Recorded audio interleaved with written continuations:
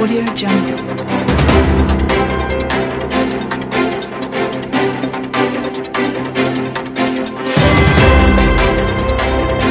Audio Jungle.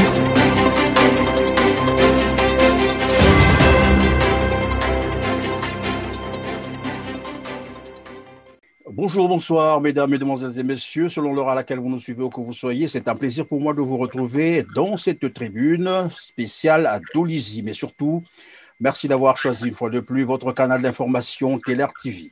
Comme vous le savez, les Congolais sont attendus aux urnes le 21 mars 2021. Un rendez-vous qui suscite plusieurs interrogations, notamment la crédibilité de ce scrutin, la sécurité, mais aussi la transparence. Un scrutin qui se prépare, comme vous le savez, sous un fond de crise socio-politique, mais aussi économique et sanitaire aiguë. Qu'à cela ne tienne.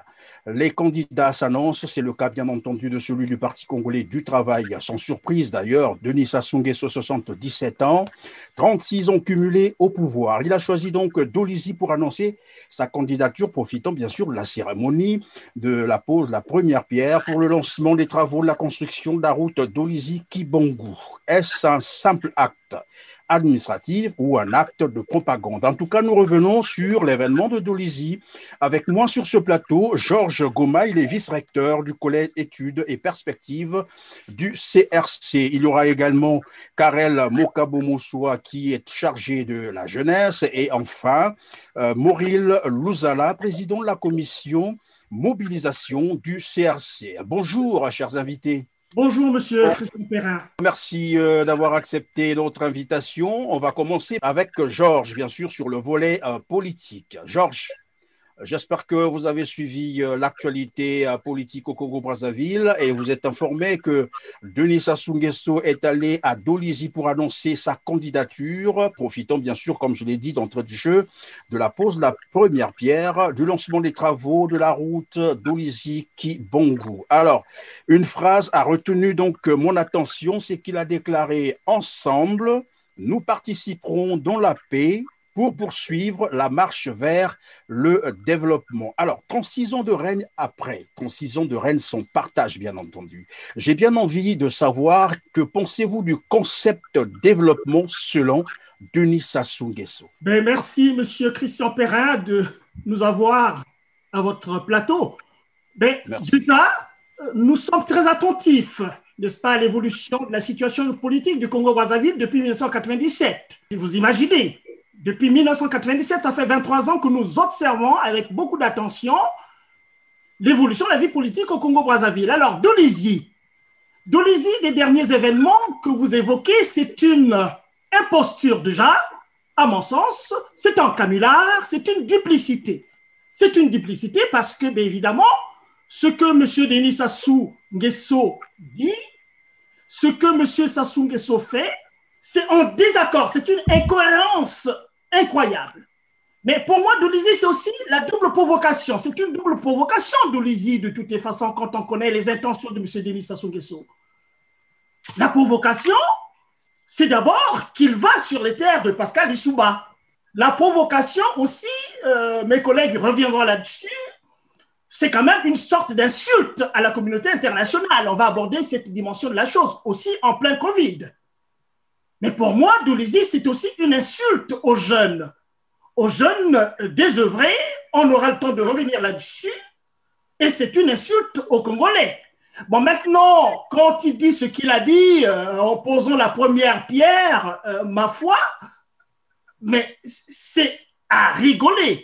C'est à rigoler. Parce que aller mettre ce pont, poser la première pierre pour ce pont à Kibongu après 36 ans de pouvoir, après avoir, n'est-ce pas, manipulé des sommes incommensurables d'argent du pétrole au Congo-Brazzaville, et penser que le moment pour le faire, c'est aujourd'hui, à 2 mois d'une élection qu'il a toujours eu le chic, n'est-ce pas, de programmer selon son propre rythme et selon ses propres desiderata.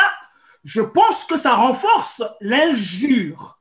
Ça renforce l'injure. Et quand il dit « ensemble, nous participerons dans la paix pour poursuivre la marche vers le développement », là encore, ça renforce l'injure au peuple congolais. Parce que le Congo, aujourd'hui, tout le monde sait dans quel état le Congo est aujourd'hui.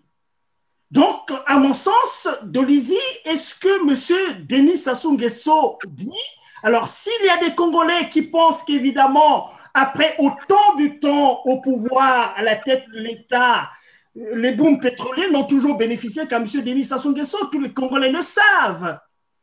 Donc, je pense que, je reviens sur cette notion-là, c'est de la provocation. Monsieur Denis Sassou Nguesso provoque les Congolais, il insulte les Congolais et il se moque des Congolais. Parce que ce qu'il a posé comme acte à Dolizy, ça relève toujours de sa manie, de la technique est toujours la même, vous comprenez très bien. En 2016, c'était la même chose. Voilà. Quand il y a une élection qui arrive, il se part de ses sergents autour de lui, et généralement les gens de la région. Toujours cette perfidie, je voulais parler par exemple de M. Pierre Mabiala, qui est le grand architecte, n'est-ce pas, de cette escroquerie politique, parce que c'est l'occasion de le dire, c'est une escroquerie politique. Parce que quand on gouverne un pays, je pense quand même que la gouvernance, il y a un résultat. Le résultat, c'est le progrès, c'est le développement d'un pays, c'est la faculté qu'on a à procurer le bien-être aux Congolais. Ça, c'est très important à mon sens. Le bien-être, on n'a jamais suffisamment manipulé le concept du bien-être. Est-ce que le Congolais est capable d'atteindre le bien-être dans son pays, un pays immensément riche? Eh bien, monsieur... Oui, mais Georges, je vous ai entendu dire c'est une provocation. Il est allé sur la terre de Pascal Lissouba, n'est-ce pas, qu'il est président de la République, il a le droit d'aller partout, non? La liberté de circuler? Oui, absolument. C'est pas pour rien quand j'ai évoqué ça, j'ai pris sur moi de le dire. Pourquoi je le dis? Vous savez, nous sommes pour la construction d'une nation. Certains, beaucoup de Congolais, presque la totalité des Congolais, ont entendu parler du CRC. Eh bien, l'idée du CRC, c'est quand même au centre de rebâtir une nation. Parce que la nation congolaise, il est clair et net, et tous les Congolais qui sont honnêtes le comprendront et trouveront que c'est la vérité. La nation congolaise est effilochée. La nation congolaise est cassée. Mais la nation congolaise est cassée par le fait de M. Denis Sassou Nguesso et toutes ces législatures, surtout après 1997. Toute l'action de M. Denis Sassou Nguesso est quand même articulée autour de cette cassure de la nation congolaise. Et donc, quand je dis c'est une provocation sur les terres de Pascal Lissouba, parce que au début de la guerre, il y avait quand même, de la façon la plus forte, M. Sassou Nguesso ne s'est pas caché pour montrer un peu le mouvement de surplomb qu'il a mis, n'est-ce pas, sur la manipulation de la dimension ethnique, n'est-ce pas, au Congo-Brazzaville. Donc, quand je dis, bien évidemment, on ne peut pas avoir combattu M. Pascal Lissouba comme on l'a fait. Et dernièrement, c'est quand même M. Okombi Salissa, non, qui a fait un discours pour reconnaître quand même les mérites de Pascal Lissouba et qu'il avait résolument pris la décision de ne plus faire comme ça, ne plus suivre ce que Sassou avait fait. Et c'est pour ça d'ailleurs qu'il est allé en prison. Et quand M. Okombi Salissa le dit, c'est bien parce que dans la reconquête du pouvoir, dans le racinement au pouvoir, M. Denis Sassou Nguesso a toujours eu ce chic de manipuler l'ethnie en tant que tel. Donc, c'est pourquoi je dis, c'est de la provocation. Il pouvait aller déclarer sa candidature ailleurs, mais symboliquement, je pense quand même qu'il est bien conscient que je vais aller sur les terres de Pascal Lissouba. Oui, mais dans tous les cas, est-ce qu'on ne peut pas retenir le côté administratif, c'est-à-dire l'apport qu'il apporte, bien entendu, à Dolizy, la construction d'une route qui pourra servir la population de Dolizy. On l'a toujours dit, Paris n'a pas été fait le même jour, et chaque chose a un temps. Probablement qu'il a compris que c'est maintenant qu'il faut servir Dolizy. Oui, monsieur Christian Perrin, vous êtes bien gentil. Vous êtes bien gentil. Moi, je vous l'ai dit d'entrée. Vous savez, les mêmes causes produisent toujours les mêmes effets. Je comprends très bien. Moi, je suis parmi les premiers à vouloir avoir une vision tout à fait claire de la nation congolaise et partout sur la République, là où je me trouve, je me sens chez moi. Mais la façon dont la situation politique au Congo a été concoctée jusqu'à aujourd'hui, on prend cet habillage de la nation, c'est un habillage, ce sont des oripeaux de la démocratie. Ils savent très bien que le système tel qu'il est en place, il parle de la démocratie, mais il ne fait pas de la démocratie, c'est tout à fait le contraire. Prenez donc la constitution de la République du Congo. Prenez cette constitution, mais je l'ai bossée, moi, la constitution, celle de 2015, la sienne, la deuxième, alors. Parce qu'il ne faut pas oublier non plus que depuis qu'il est là, qu'il a été au pouvoir, il est le briseur des constitutions. Et quand il brise une constitution, évidemment, c'est quand ça l'arrange. Donc, cette constitution, je l'ai bien lue. Mais quand vous lisez la Constitution, vous vous dites, attendez, le Congo-Brazzaville, c'est un État démocratique, vraiment démocratique. Et si, parce qu'on n'a pas le temps, sinon, j'ai la Constitution sur ma table ici, là, sur mon bureau. Mais lisez cette Constitution. Mais voyez les actes que pose M. Denis Sassou Nguesso et toutes ces législatures. C'est complètement le contraire de ce qu'il a entreposé de toutes les façons. Le respect de la personne humaine. Est-ce qu'on respecte la personne humaine au Congo-Brazzaville? On ne respecte pas la personne humaine au Congo-Brazzaville parce qu'on tue la personne humaine au Congo-Brazzaville. On emprisonne, on intimide, on lui refuse l'accès à l'éducation. Combien de jeunes, Karel va en parler, combien de jeunes sont désœuvrés au Congo-Brazzaville? Donc on ne peut pas respecter la personne humaine dans ces conditions-là. On peut multiplier des exemples, une fois de plus, chacun qui aille voir la constitution de M. Denis Sassou Nguesso. Oui, donc, mais Georges, dans le même temps, il y a des jeunes qui le suivent, qui lui font encore confiance. Et oui, on a vu ça en images. Mais attends, là encore, c'est une duperie. C'est une duperie. Mais écoutez, qu'est-ce que vous voulez que ces jeunes-là fassent? Quand on vous refuse l'éducation, l'école n'est plus la voie royale pour l'épanouissement de tout un chacun, pour préparer sa vie. Ce n'est plus l'école. On voit bien comment est-ce que l'école fonctionne au Congo-Brazzaville. On ne peut pas dire qu'on n'a pas des moyens pour bâtir une bonne école où les jeunes vont apprendre à devenir des citoyens honnêtes et respectables après avoir étudié et après avoir obtenu un emploi. Un emploi qui leur permet non seulement de s'épanouir soi-même, mais d'élever des enfants qui vont se perpétuer de génération en génération. Aujourd'hui, on ne voit pas de cette manière-là, M. Perrin. Les enfants jusqu'à 40 ans vivent chez leurs parents. Est-ce que vous pensez que c'est normal, ça? Ce n'est pas normal. Parce qu'avant, nos parents n'avaient pas de l'instruction. Ils avaient le peu mais ils nous ont bien éduqués. Ils nous ont envoyés à l'école. Ils nous sommes allés à l'école. Nous nous sommes situés pour les aider en retour. Mais la jeunesse d'aujourd'hui, est-ce qu'on la voit de cette manière-là? La jeunesse est désœuvrée. Et c'est parce que la jeunesse est désœuvrée que malheureusement, les ministères deviennent des pourvoyeurs d'emplois dans les ministères. Mais ce n'est pas à un ministre d'avoir une clientèle de jeunes. Mais les jeunes pensent à leur avenir aussi, malgré l'éducation qu'on leur refuse. Ils ont leurs petites femmes, ils ont des enfants, mais quand vous leur donnez un peu de quelque chose, mais ils courent derrière vous. C'est un mirage. Et les jeunes en question, M. Perrin, mais c'est les jeunes qui sont nés en 1997. Symboliquement que je prends cette date-là, mais c'est très important. Ces jeunes-là n'ont pas vu ce que nous avons vu là. Ces jeunes-là n'ont pas vu la carrière de M. Denis Sassou Nguesso telle qu'il nous l'a étalée sans complexe. Allez-y, est-ce qu'on peut nous rappeler quelques faits là-dessus? Ça permettra à cette jeunesse de découvrir.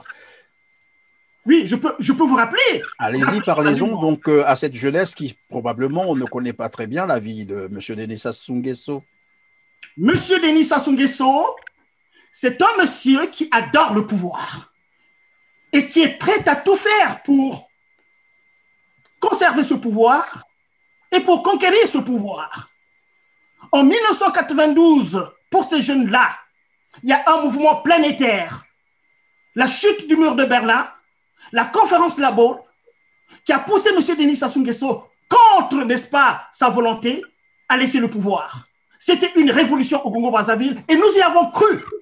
Et nous avons au Congo-Brazzaville pu avoir une série d'élections en bonne et due forme. Et en Afrique, on ne verra pas un pays qui a réussi, n'est-ce pas, la transition démocratique éphémère Il est rentré dans la préparation d'un coup d'État qu'il a organisé et réussi en 1997, pendant que vous êtes né en 97. Voilà, c'est ça qu'il faut savoir. Et comment alors?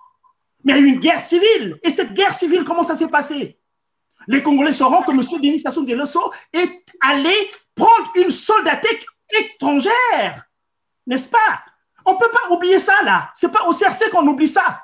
Parce que si nous parlons au CRC d'un renouveau, de la renaissance du Congo, c'est évidemment, on veut oublier cela. Partie de la table rase. Parce qu'on ne peut pas comprendre qu'aucun chef d'État au Congo-Brazzaville n'a fait ce que M. Denis Sassou Nguesso a fait. C'est-à-dire aller acheter des armes pour faire la guerre à son propre peuple. Il faut le dire. Et pour aller vite, là, vous voyez, depuis 1997 jusqu'à aujourd'hui, quand même, la situation du Congo-Brazzaville, on est dans l'instabilité politique. On est dans l'instabilité la plus totale. Il y a des soubresauts à tout le temps. Et chaque fois qu'il y a des soubresauts, qu'est-ce qu'il y a? Il y a mort d'homme. C'est pourquoi nous disons que c'est un régime mortifère. Chaque fois qu'il fait un mouvement, il y a mort d'homme. Et qui meurt? Ce sont ces jeunes-là. Mais les jeunes, on ne les tue pas, les jeunes. Les jeunes, on leur prépare un avenir. On leur crée un environnement pour qu'ils s'épanouissent et qu'ils deviennent des citoyens normaux. Et ce n'est pas ce qui s'est fait au Congo-Brazzaville. Donc, on peut aller à Dolisie, ramasser des jeunes. On oublie facilement. Ces jeunes-là ne le savent pas. Ils ne le savent pas. Au Congo-Brazzaville, on parle. Quand vous parlez de ça, on vous renvoie en arrière. Mais on ne peut pas oublier l'histoire. On ne peut pas oublier l'histoire, mon cher ami. Donc, ces jeunes sont malheureusement, il faut les aider. Il faut les aider à leur faire comprendre la réalité profonde du Congo-Brazzaville. On ne suit pas un ministre parce vous êtes une clientèle de ce ministre-là. On crée des entreprises au Congo-Brazzaville, on instruit les jeunes, on les aide à trouver de l'emploi pour la vie parce que c'est eux qui sont la génération de demain. Et malheureusement, c'est un mirage pour ces jeunes-là. Qu'est-ce que le CRC propose comme alternative à ce système? Est-ce c'est aller aux élections, puisqu'on parle déjà des élections présidentielles de mars, ou bien il y a une autre... il faut que les choses soient claires à ce niveau-là. Hein, déjà,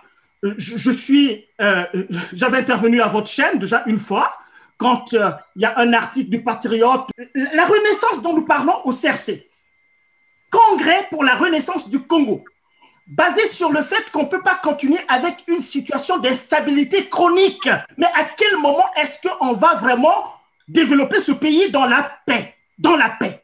Donc, ce qui veut dire que la démarche du CRC est d'abord éminemment démocratique et c'est une démarche pacifique aussi. Vous voyez, ça c'est très important. Et dans la démarche du CRC, nous avons dit pas de coup d'État. Donc, nous nous préparons. Si les gens pensent qu'on va faire un coup d'État, qu'ils se trompent. Mais on ne laisse pas non plus, hein, au sein de l'armée congolaise là-bas aussi. Il y a des gens, hein, on laisse la liberté aux gens de faire leur coup d'État là-bas. S'ils peuvent nous aider à faire partie du Denis Sassou Nguesso, mais pourquoi pas? Mais ça, ce n'est pas le CRC. Nous n'allons pas aux élections de M. Denis Sassou Nguesso parce que c'est très important. On ne va pas dans un système de dictature, il n'y a jamais, alors, jamais de démocratie. C'est pourquoi nous parlons des oripeaux de la démocratie. Certains ont parlé de la démocrature, c'est-à-dire la peau de la démocratie, mais à l'intérieur de vous, vous êtes des tyrans de la pire espèce et c'est ce qui se passe au Congo-Brazzaville. Tout le monde le voit très bien. Nous avons dit que nous pouvons aller à un dialogue parce que nous ne sommes pas des renégats. On peut aller à un dialogue, mais à des conditions claires et nettes, avec l'implication de la communauté internationale pour nous aider parce qu'on ne peut pas faire confiance au régime de M. Denis Sassou Nguesso, c'est clair. Et donc le CRC, qui n'est pas un parti politique, mais qui est une plateforme qui a, on va dire, créé, il y a aussi le CEP, ce que nous appelons, n'est-ce pas, le collège études et perspectives, où il y a une rectrice et il y a un vice-recteur, où c'est un centre de réflexion, où nous cristallisons l'ensemble des problématiques qui empêchent le Congo d'évoluer en nous basant toujours sur cette notion de la renaissance. C'est vraiment la renaissance. Sur toute l'étendue du territoire national, vous voyez très bien que nous ne parlons jamais, d'ailleurs, du Nord et du Sud, parce que c'est une rhétorique qui nous a trop fait de mal, que certains continuent à utiliser de toutes les façons. Nous avons 12 départements, donc le CEP, qui est une émanation du CRC, c'est là où nous réfléchissons. Et dans le CEP, pour montrer combien est-ce que nous sommes sérieux, il n'y a pas que des Congolais. Nous avons des Français à l'intérieur. Nous avons des Guadeloupéens. Nous avons des Guyanais. Nous avons des Marocains. Nous avons toutes les nationalités qui travaillent avec nous. Où nous regardons à la loupe, nous faisons des analyses, nous faisons des études pour présenter à, évidemment, ceux qui demain pourront être au pouvoir au Congo-Brazzaville, pour leur présenter ce Congo-là tel que tous les Congolais, dans tous les départements de la République, se diront « Ah, voilà au moins une garantie ». Oui, mais en faisant quoi exactement? Parce qu'il sera question de mettre terme à ce système, et c'est comme ça que j'ai semblé comprendre. Par quelle méthode? C'est ça le problème. Alors, je vais l'expliquer. Par quelle méthode? C'est très simple. Si les Congolais ne veulent pas se libérer par eux-mêmes, eh bien, ils continueront à croupir, n'est-ce pas, dans la tyrannie la plus immonde, parce qu'il ne faut pas oublier que le régime de M. Denis Sassou Nguesso, et quand nous le disons, nous n'exagérons pas. Le système de M. Denis Sassou Nguesso, c'est le pire système dictatorial et tyrannique au monde. Ça, c'est clair, on peut le démontrer par A et par B. Déjà par le simple fait que quelqu'un se lève comme ça, aille ramasser des gens à l'extérieur avec des armes pour tuer les Congolais, ça, on ne l'a jamais vu nulle part. Alors, ce que nous faisons, c'est quoi? Nous demandons aux Congolais qu'il est temps de se lever, de se mobiliser et de foutre ce régime dehors. Clair et net. Si nous ne le faisons pas, eh bien, c'est toute notre génération après génération, on est coupé.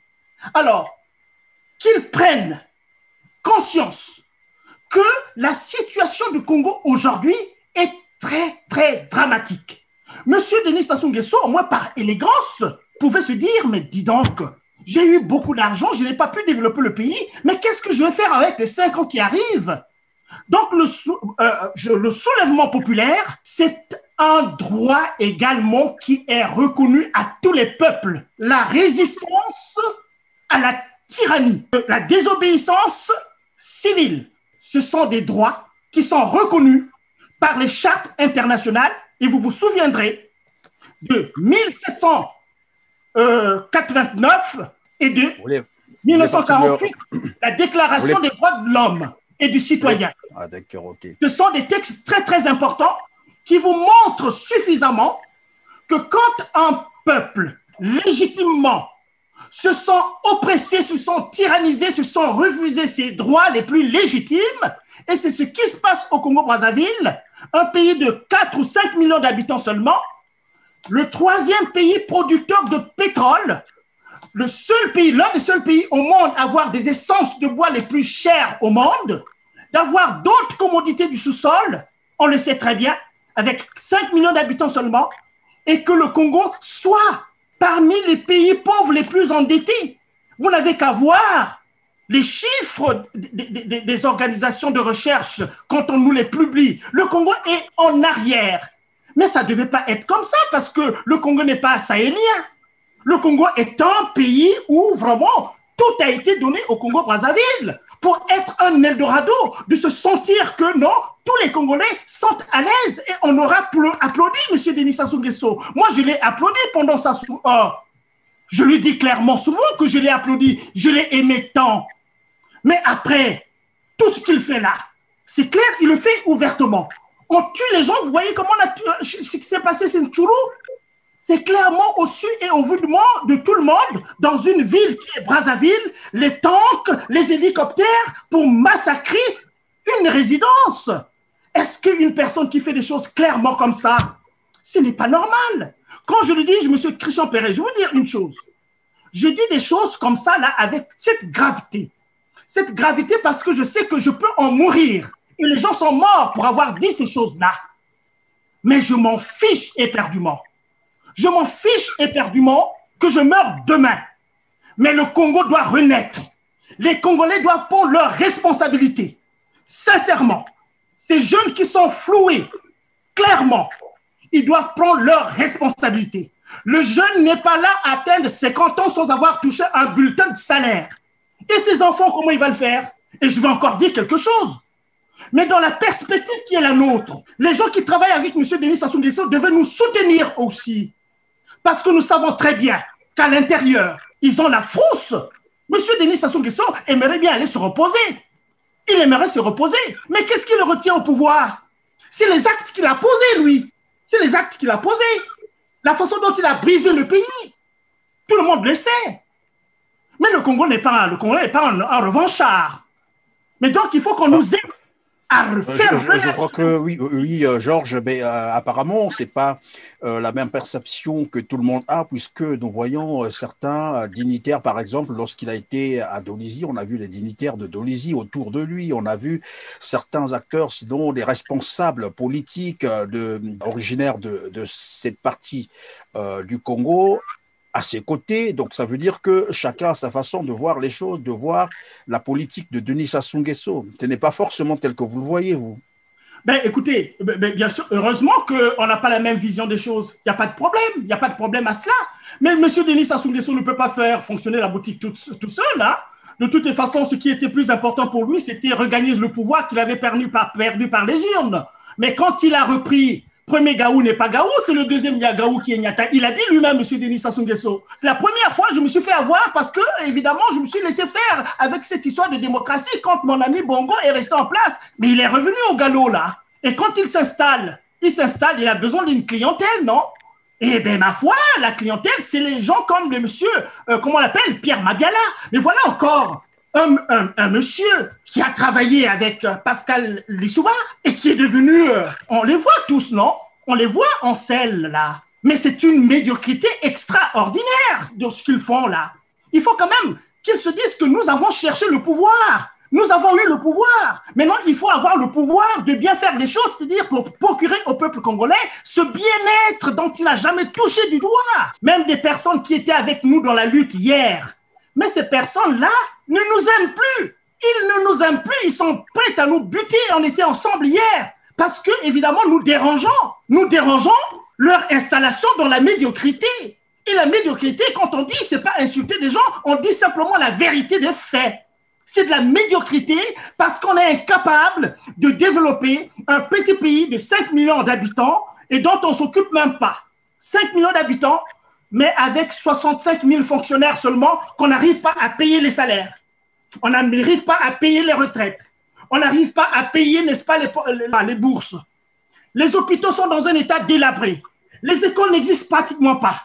Mais attendez, franchement, est-ce qu'on peut dormir tranquille dans un régime comme ça? Ou bien on est content d'être dans un régime comme ça parce qu'on s'adonne à la luxure? Voilà, la luxure, c'est ça. Tout l'argent du pays est dilapidé dans la luxure. Des fêtes à ne pas en finir. On le voit tout le temps. Il ne se gêne même pas de montrer ces images-là. Mais ce n'est pas ça, le développer un pays. Ce n'est pas cela. La compétence que nous acquérons à l'extérieur parce qu'on voit les autres faire. On voit les autres faire. Moi, je dis, mais c'est pas possible. Comment un petit quartier ici à Québec fait des choses extraordinaires dans le périmètre de son quartier? Georges, lorsqu'on vous entend parler, vous l'avez d'ailleurs reprécisé, vous n'êtes pas pour une élection présidentielle. Et s'il y a lieu d'un dialogue national inclusif, comme disent les autres, il faut que les conditions soient bien définies. Alors, quelle est donc votre démarche pour arriver à bout de ce système, finalement? Oui, mais apparemment, c'est ça l'objectif que vous voulez atteindre. Oui, absolument, monsieur Christian Perrin. Mais que les Congolais, surtout, ne pensent pas que nous viendrons avec des chars et des bétails et des ordres de Staline, parce que c'est ça que nous voulons désormais éviter pour le Congo-Brazzaville, d'où la notion de la renaissance. Il faut que les gens comprennent, il faut que les Congolais comprennent ça. C'est le fond, n'est-ce pas, de notre pensée. Alors, mais nous sommes très avancés. Nous sommes dans la logique du soulèvement populaire et nous sommes très avancés. Nous sommes là au Congo-Brazzaville. On avait dit clairement que les 90% des membres du CRC sont au Congo-Brazzaville, sont dans les forces de l'ordre, sont dans l'armée congolaise, sont dans la jeunesse, puisque nous travaillons, nous faisons un travail de fond là-dessus. Donc, nous sommes là, ne vous en faites pas, nous avançons dans notre agenda et puis de toutes les façons, l'agenda du régime en place ne nous intéresse absolument pas. Hein? Nous sommes en train d'avancer et nous finirons par faire partir Denis Sassou Nguesso parce que trop c'est trop. Trop c'est trop. Et nous nous soulèverons dans toute la République. Nous nous soulèverons à Ouesso, dans la Likwala. Nous nous soulèverons dans les plateaux, dans la cuvette. Nous nous soulèverons à Pointe-Noire, dans le Kouilou. Nous nous soulèverons dans la Likoumou, dans la Bouenza, dans le Poul, partout, de sorte que M. Denis Sassou Nguesso n'ait même pas le temps de tirer une petite cartouche. Parce que c'est évidemment quand les gens de Brazzaville se lèvent seuls, quand ils se lèvent seuls à Pointe-Noire, M. Denis Sassou Nguesso oriente ses canons et ses ordres de Staline sur cette géographie-là seulement. Nous nous soulèverons dans toute la République et nous sommes très avancés là-dedans. Et nous remercions les forces de l'ordre, nous remercions les gens de l'armée qui travaillent avec nous. Merci Georges, c'est très difficile d'ailleurs de vous arrêter, j'aurais bien voulu continuer, mais bon, je reviendrai donc vers vous. Pour l'instant, je vais d'abord me tourner vers Karel, qui s'occupe de la jeunesse du CRC. Bonjour, rebonjour Karel. Bonjour Monsieur Caron. Alors Karel, parmi les raisons qui ont été évoquées en 2015, bien entendu, lors du changement de la Constitution, c'était que on devait prendre charge de la jeunesse, c'est-à-dire prendre en compte la jeunesse congolaise, son implication dans la gestion des affaires publiques. 5 ans après, aujourd'hui, donc nous sommes en 2021, Denis Sassou Nguesso vient consulter un nouveau mandat présidentiel, puisque l'élection c'est en mars 2021. Quel constat peut-on faire de ce que la jeunesse aurait bénéficié pendant ces derniers 5 ans de mandat? Les promesses faites par Denis Sassou Nguesso, est-ce qu'on peut dire que c'est des promesses réalisées ou non? J'aimerais bien résumer sur ce sujet que M. Denis Sassou Nguesso a bien dupé la jeunesse congolaise. Pourquoi? Parce que la jeunesse congolaise a été manipulée, utilisée et ensuite abandonnée par cet homme sans loi, sans foi. Les exemples sont palpables. Les étudiants qui sont à l'étranger, qui n'ont pas de bourse, qui sont délaissés, qui sont jetés, c'est la honte pour l'État congolais. Et c'est la honte pour les jeunes. La jeunesse, c'est les futurs cadres de notre pays. J'interpelle la jeunesse de prendre conscience, de ne pas se laisser. Je pense qu'il est temps de dire que ça suffit et qu'il est temps que nous prenions nos responsabilités. Que monsieur Denis Sassou Nguesso n'est pas pour la jeunesse, mais il est là pour son clan et sa famille. Quelqu'un me disait, alors qu'on discutait, il me dit la jeunesse congolaise est la jeunesse la plus amorphe de l'Afrique noire, alors que toi, tu es en train d'interpeller cette jeunesse pour prendre évidemment son destin en main. Comment fera-t-elle cette jeunesse qui est vue à travers, c'est peut-être c'est un point de vue, mais qui n'est pas toujours partagé. Qu'est-ce que toi, tu en penses exactement? Je ne partage pas cet avis. Je dirais plutôt que la jeunesse congolaise, c'est une jeunesse courageuse. Et ils l'ont prouvé en octobre 2015. Mais c'est parce qu'en face de cette jeunesse, il y avait des leaders politiques corrompus qui ont trahi la jeunesse. Et donc, tu penses que maintenant, elle peut se prendre en charge, elle a ce courage de passer au devant de la scène et dire son mot? Oui, évidemment. Évidemment. Je pense qu'il est temps. Pourquoi? Parce que 36 ans de misère, c'est trop. On lui donnera plus 5 ans. Vous ne lui donnerez plus 5 ans, ça veut dire que là, on est prêt à passer à l'acte ou bien à foutre Mais oui, il est temps. La jeunesse doit prendre, on doit prendre notre destin en main. Il est temps de prendre notre destin en main. Et s'il y avait finalement un message particulier à l'endroit de cette jeunesse qui te suit, toi, qu'est-ce que tu lui diras? Parce que on va pas ignorer non plus. Tout à l'heure, j'ai rappelé à Georges que cette même jeunesse, on la voit derrière et dans les meetings, dans les activités politiques de ce système, on les voit venir. Apparemment, c'est une jeunesse qui a encore confiance en ce système. Je pense que c'est quand même triste de voir certains jeunes esclaves. Ce n'est pas avec des miettes de billets de 10 000 francs qu'ils vont sacrifier leur avenir. Mais je pense plutôt qu'ils doivent plutôt voir ce qu'ils peuvent apporter pour leur pays. La jeunesse congolaise n'est pas dupe. Je pense que la jeunesse congolaise doit se réveiller et doit se lever pour dire ça suffit à M. Denis Sassou Nguesso, il est temps qu'il dégage. Il n'y a pas à réaliser un coup d'État comme eux, ils ont l'habitude d'y penser, mais il doit partir intelligemment. Quand je parle intelligemment, la jeunesse doit s'impliquer, la jeunesse doit se lever. 36 ans de pouvoir, c'est trop. Il doit dégager. Alors, merci. J'espère que je vais te retenir toi aussi, hein, comme d'ailleurs je l'ai fait avec Georges, qui est toujours en attente.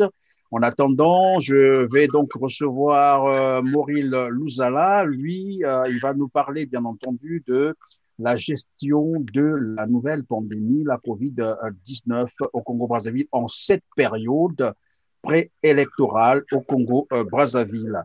Et je reviendrai une fois de plus vers toi, Karel. Rebonjour, Mauril. Bonjour, Christian Perrin. Très honoré d'être ta chaîne et de profiter de cette occasion que vous nous donnez pour qu'on puisse exprimer par rapport aux populations qui attendent. Alors, vous avez suivi, je crois bien, l'actualité congolaise. Le monde entier parle de la COVID-19, cette nouvelle pandémie qui semble mettre l'humanité à genoux. Au Congo, certaines mesures sont prises, mais comment vous les appréciez dans leur exécution? Comment se gère cette pandémie au niveau du Congo-Brazzaville? Le problème sur lequel, c'est que ça montre l'irresponsabilité d'un pouvoir. Ici, les clubs ne peuvent pas s'exprimer, donc les matchs de football se font, tout est fermé. Et au Congo-Brazzaville, voilà un monsieur qui installe le couvre-feu. Il installe tout, mais comme par hasard, comme par enchantement, il se retrouve devant des milliers de personnes, sans masque, rien, pour pouvoir parler de la présidentielle. Il vient de démontrer que ce monsieur, que je ne veux pas citer, n'aime pas les Congolais. D'autant plus qu'il a institué dans la Constitution, dans l'article 90 à 96, le crime pour se protéger. Et là, devant de plus, il veut les exterminer. Et en utilisant cette pandémie. Je crois qu'il y a quand même une gestion calamiteuse de la pandémie. D'une, il n'y a pas d'hôpitaux. Donc, l'offre de soins est complètement inexistante. Et au lieu d'avoir un minimum de pensée pour le peuple qui semble à vivre, parce que je dis, président de la République, j'aime pas ce genre de choses.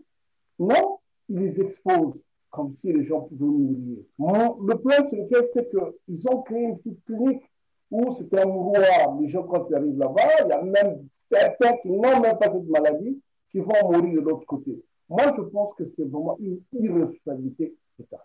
Et ça doit appeler à la conscience des Congolais, des gens censés regarder en disant comment peut-on suivre quelqu'un qui a une idée derrière la tête, comme quelqu'un, donc c'est les gibiers qui prend, quand on se dit donc, on élève des gibiers, on prend, aujourd'hui c'est celui-là qu'on mange, après c'est l'autre et tout. Donc il est en train d'exterminer la population congolaise. Et la preuve c'est qu'il profite de cette pandémie qui est en train de faire des ravages dans des pays hautement industrialisés, où les gens meurent facilement et on nous demande uniquement de respecter les mesures barrières. Ils ne respectent même pas. Alors, il envoie la police, qu'elle n'a pas de masque, le prendre, ce qui s'est passé en Caï, il y a beaucoup de choses qu'il a fait, et lui-même, au lieu de montrer l'exemple, non, il est en train de détruire. Donc, c'est le leçon qu'il faut tirer. Et ça doit interpeller plus d'un Congolais. Voilà un irresponsable qui, c'est vrai qu'il n'a pas l'onction du peuple, n'a jamais eu l'onction du peuple. Qui aujourd'hui se dit, je veux encore briguer des mandats qui n'existent même pas, Donc voilà un peu la leçon que je voulais dire. Et c'est pourquoi je demande à mes frères et sœurs de se mobiliser pour le mettre dehors. Évidemment, vous avez relevé là quelques éléments qui sont tout à fait importants parce que vous l'avez dit d'ailleurs, pendant que le monde est en train de se battre contre cette nouvelle pandémie, la COVID-19, tout le monde le sait. Chez nous, au Congo-Brazzaville, bien entendu, le numéro 1, c'est-à-dire celui-là même qui avait prêté serment de respecter la loi et faire respecter les lois de la République du Congo, vient les violer en public d'ailleurs et démontre au monde entier que finalement, la Covid n'existe pas parce que c'est quand même difficile de faire comprendre désormais aux parents qu'il y a la Covid au Congo lorsqu'on voit le président de la République lui-même autour des foules, des milliers de personnes non protégées, Donc, violant, bien entendu, les mesures barrières, parce qu'on peut supposer que c'est une façon d'envoyer la population à la mort expressement.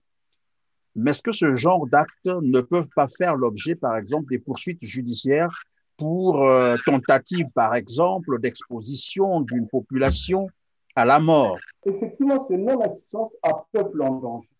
Non-assistance à peuple en danger. C'est un crime. Mais malheureusement, le crime fait partie de son quotidien. Le crime fait partie de son quotidien dans sa gestion.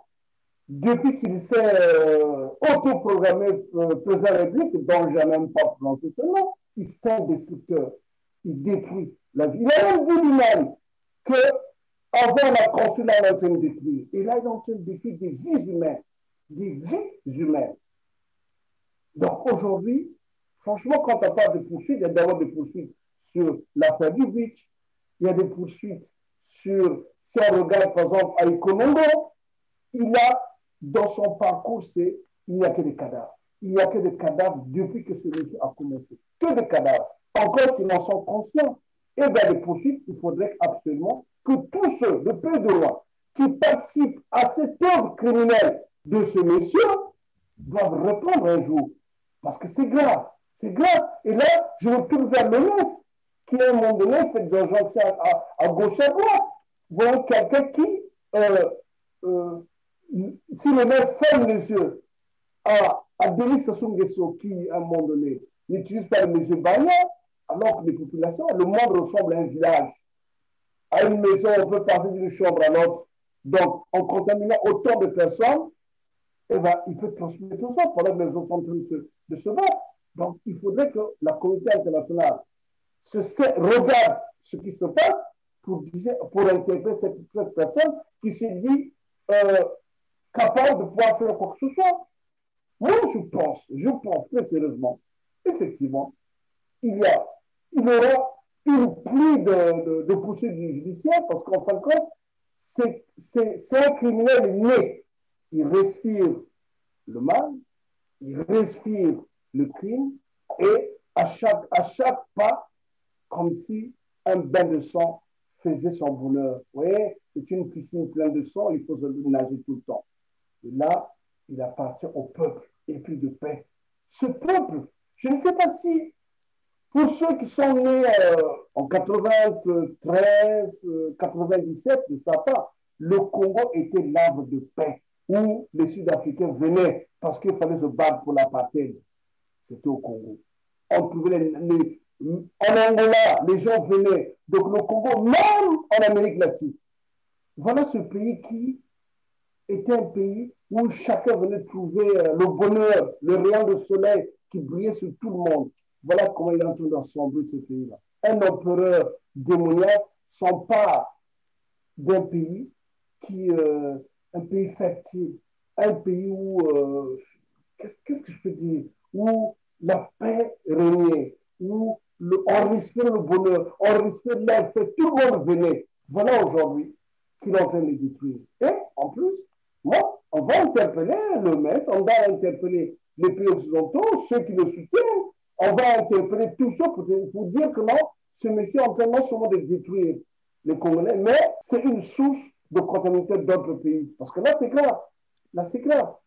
Je vous remercie d'avoir posé cette question-là, parce que les Congolais ne voient pas ça. Ils disent que, bon, voilà, à certains donné, il a déplacé tout le monde des gens de nord, du sud-est, en sortant de l'argent du contribuable. Alors, avec cet argent-là, il n'a pas payé les retraités, il a les étudiants complices à Cuba, en Union soviétique, il y a même des étudiants militaires. Il y a un qui était mort, on n'arrivait pas à rapatrier le corps. Les gens sont dans la souffrance et cet argent, ils s'en servent non seulement pour détruire le Congolais, parce que quand ils sont retrouvés là-bas, il y a peut-être des gens qui ont le Covid, ils peuvent transmettre ça. Alors donc, après ce premier tour des invités, je reviens vers toi, Georges, pour revenir évidemment sur l'événement de Dolisie, puisque là-bas, nous avons constaté que certains dignitaires et d'autres responsables politiques originaires de ce coin donc, du Congo sont avec Denis Sassou Nguesso. C'est probablement là un signe de reconnaissance que ce monsieur, et comme disait d'ailleurs Pierre Mabiala que c'est un frère du coin et il a même dit, hein, sans embâche, à qui voulait l'entendre, que Sassou Nguesso était un frère, c'est un Dolisien.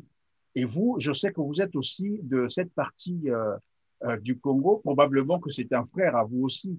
Et ce qui justifie aujourd'hui que les Dolisiens soient derrière Denis Sassou Nguesso, tel que les images nous l'ont montré.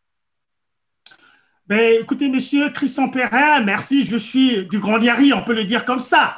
Mais de l'Alekoumou et le Niari, on est bien frontaliers, donc ben, je suis du Grand Niari. Et quand j'entends monsieur Pierre Mabiala dire ce qu'il a dit, c'est dommage. C'est dommage parce qu'on sent un régime tyrannique à l'œuvre de toutes les façons. On sait comment il procède. Mais comme je l'ai dit tantôt, Dolisie, c'est une imposture. C'est une imposture parce qu'il y a de l'instrumentalisation à un haut niveau. Il y a un haut niveau et M. Mabiala, Pierre Mabiala, est à l'œuvre à Dolisie. Mais qu'est-ce qui s'est passé à Dolisie? M. Sassou Nguesso a toujours procédé comme ça à créer l'illusion d'une vérité, mais c'est une vérité qui est fausse à la fin parce que on a vu beaucoup de gens, l'effet du nombre à Dolisie, mais cet effet du nombre-là, c'est une illusion parce que on a transbordé des gens de partout à Dolisie.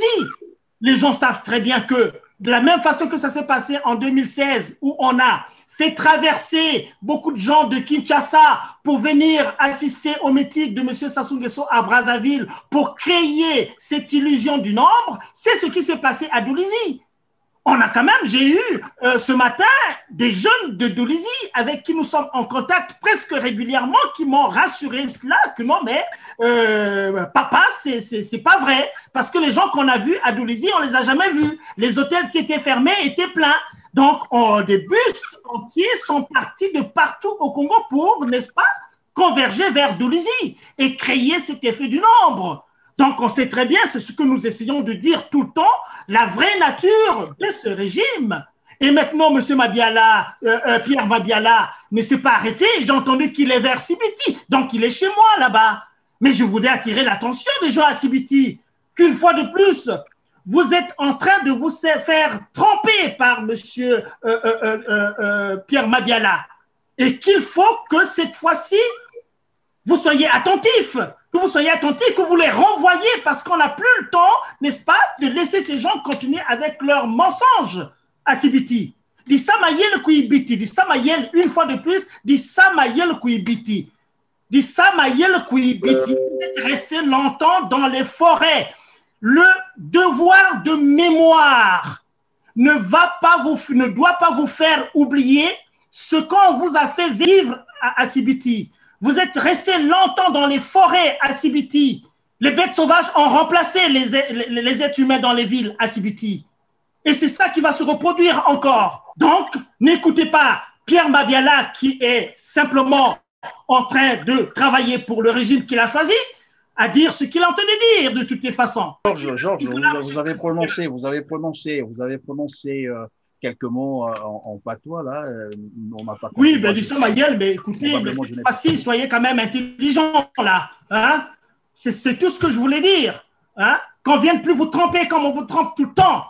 À Sibiti, là-bas, qu'est-ce qu'il y a eu une municipalisation on parlait, la municipalisation accélérée à Sibiti, on a mis 152 milliards dans cette municipalisation. Mais qu'est-ce qu'il y a à Sibiti aujourd'hui? Il n'y a rien là-bas, il n'y a rien. On vous a mis un terrain d'aviation, un aéroport, on vous a construit le grand boulevard qui traverse Sibiti, on vous a construit le palais présidentiel. Voilà les trois choses qu'on vous a laissées pour la municipalisation accélérée à Sibiti de 152 milliards de francs. Mais est-ce que, une fois qu'on a vu le palais présidentiel, on a vu l'aéroport, on a vu le boulevard, qu'est-ce qu'il y a aux Sibitiens? Ils sont désœuvrés. On aurait pu construire une unité de production, on créait une certaine classe moyenne à Sibiti, là, auprès des jeunes. Mais il n'y a rien de tout cela. Une fois qu'on a marché sur le boulevard, mais les avions ne viennent pas. Combien d'avions atterrissent à Sibiti? Je demande, on me dit, oh ben on reste des semaines et des semaines sans voir. On tente même le son d'un avion. Mais pourtant, on a investi dans l'aéroport. Et M. Sassou a montré ça comme quelque chose de formidable qu'il aura fait. Donc là encore, on voit la volonté pernicieuse, n'est-ce pas, de mettre les Congolais, de garder les Congolais dans la pauvreté. Ça, c'est un cas précis, là, quand même.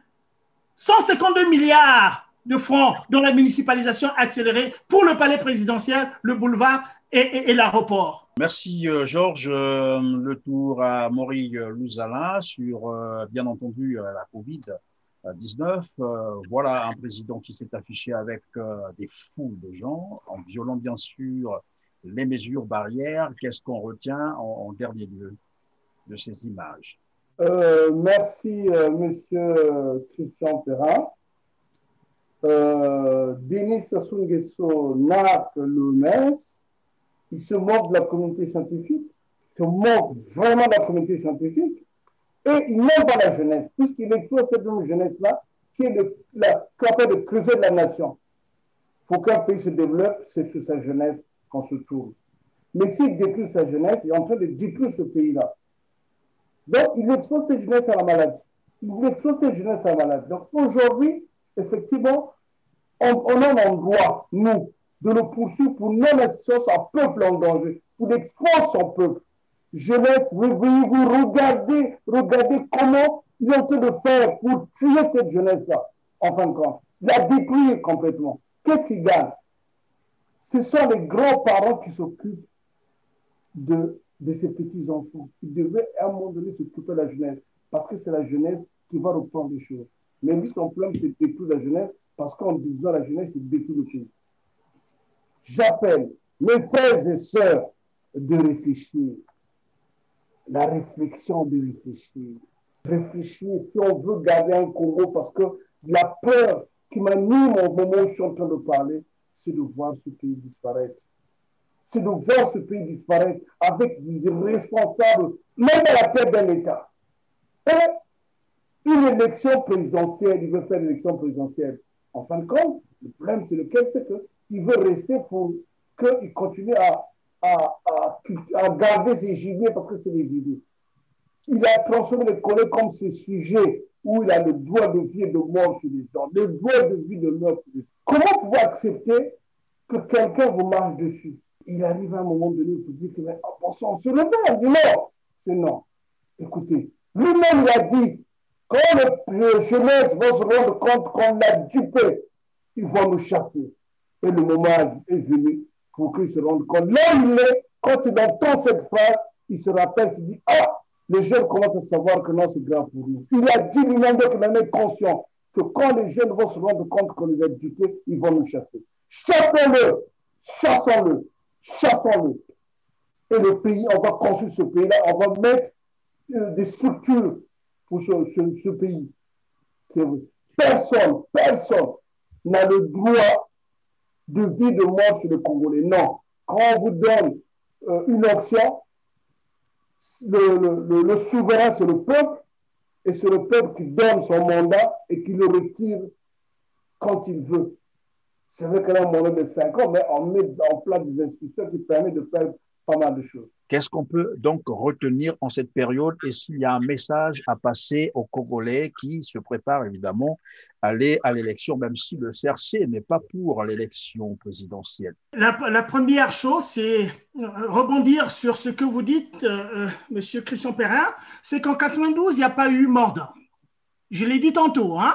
C'est-à-dire que les Congolais sont capables d'opérer la magie, la bonne magie, d'aller aux élections tranquillement, d'élire leur président, à qui on va dire qu'écoutez, monsieur le président, le nouveau président, le mandat c'est 5 ans, renouvelable une seule fois, et il n'y a pas une deuxième fois. Et à ce moment-là, une fois que monsieur le président Christian Perrin, qu'on aura élu, va rester avec le premier mandat, s'il n'a pas bien fait, on le met dehors. Et s'il a bien fait, il peut continuer le travail, on le laisse le deuxième mandat.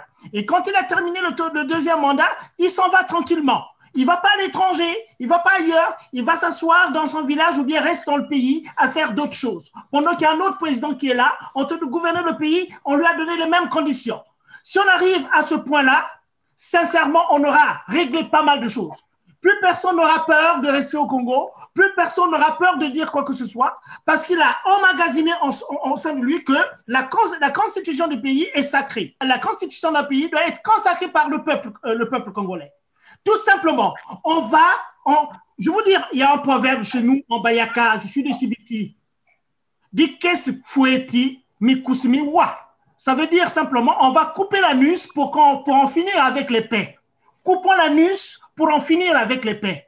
Si on arrive à un stade comme celui-là, où on a un équilibre politique, les gens disent ce qu'ils ont envie de dire, personne ne va aller chercher des histoires. On fera comme au Kenya, où les présidents, les anciens présidents sont tous là, il y a un problème, ils se retrouvent. On a vu encore dernièrement aux États-Unis une belle leçon entre les anciens présidents qui n'ont pas les mêmes visions politiques, qui n'ont pas les mêmes idéologies, mais qui se retrouvent parce qu'ils aiment leur pays et en avance. Ça, c'est le point sur l'élection. Maintenant, l'élection, évidemment, le CRC, vous avez évoqué le CRC, je le redis encore, hein, le CRC a une démarche qui est claire et nous travaillons, nous sommes très contents de travailler tel que nous sommes en train de travailler. Ça fait longtemps que nous faisons le militantisme. Je n'ai jamais travaillé dans un groupe comme ça, avec une telle organisation, avec l'esprit sur la tâche, avec les groupes qui sont là au sein, que ce soit le CRC, que ce soit le CEP. Nous travaillons.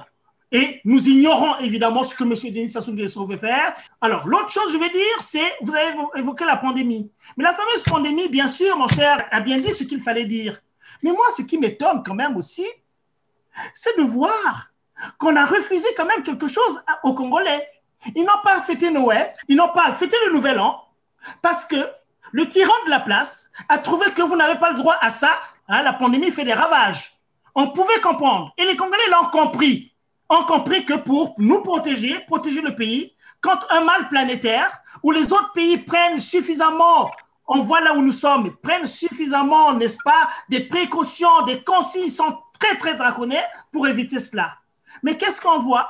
Ce que Maury vient de dire, les Congolais ont fait l'effort de ne pas fêter Noël dans leur famille, le Nouvel An, et M. Denis Sassou Nguesso, tranquillement, a rassemblé des milliers et des milliers de gens à Dolisie, en faisant fi, n'est-ce pas, de la pandémie. Donc voilà, c'est un peu fondamentalement, c'est là, on ne peut pas tout dire aussi. J'espère qu'on aura la chance d'être invité encore sur votre plateau.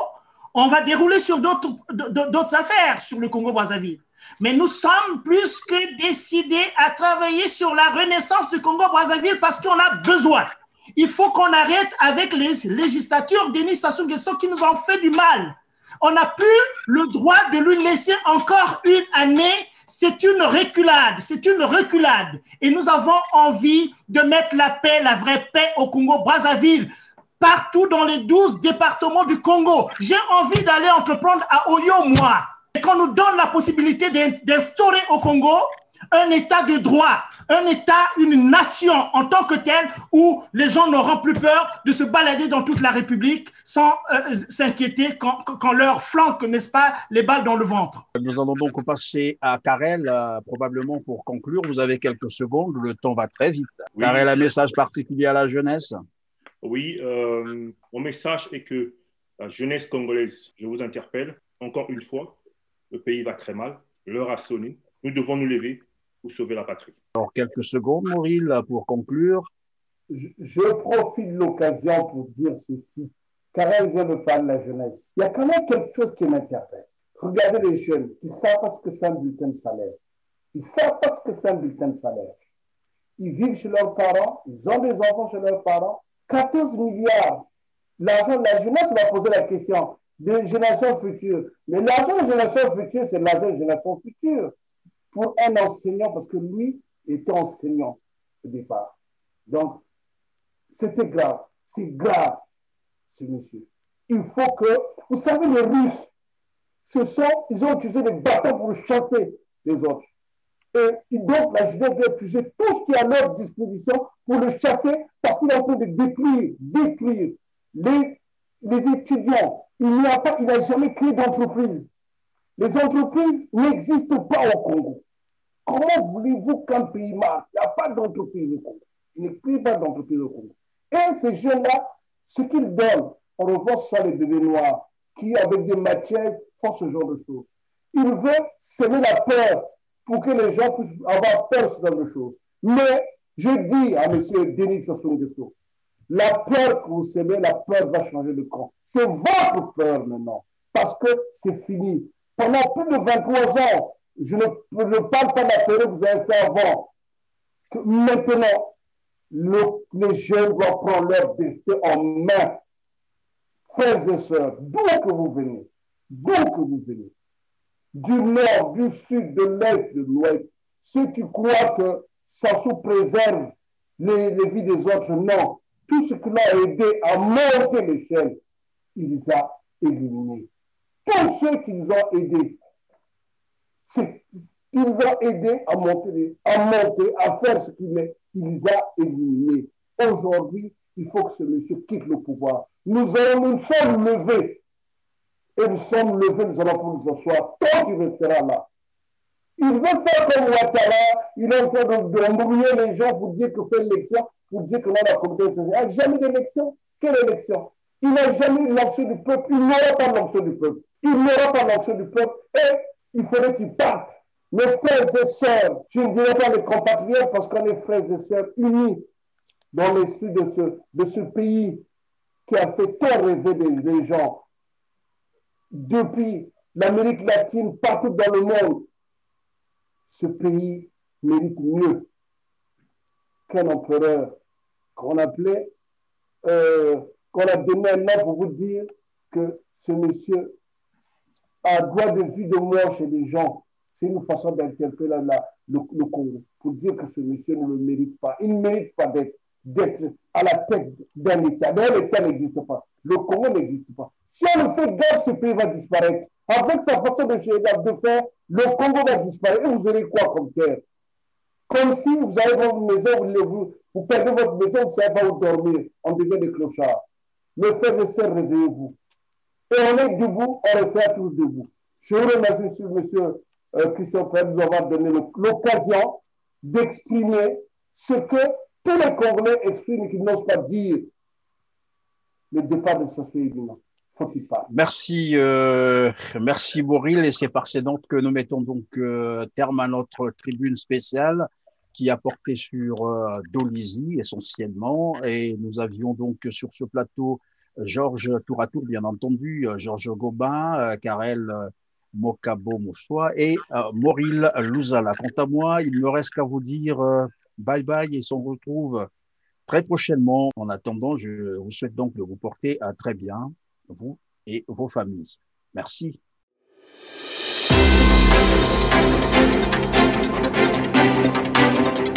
Audio Jungle.